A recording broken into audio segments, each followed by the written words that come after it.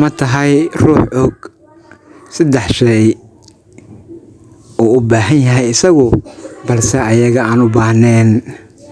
Waa maxay saddexda shay aad adigu u baahan tahay balse ayagu aan kuu baahnayn? Kuwa waa dhulka annaga ku nool, tabcanno, ku dul shaqaysanno, dhisano, ku hoyano. Laba waa cirka roobka ka yimaado ayaynu ku tabcannaa beeraha, ku qabowsanaa, qorraxduna ka helnaa caafimaad. Maalintiina aan ku shaqaysanaa. Waa nimcada labaad ee Rabbi bini'aadamku ku manaystay. Saddexaad waa badda, annaga ayaa ku nool. Waxaynu kala soo baxnaa kheyraadka Ilaahay dhexdeeda ku beeray. Waxaynu ka helnaa dhaqaale, waan ku dul safarnaa.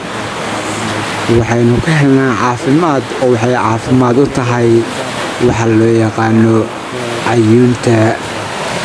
Waa isha bini'aadamkii.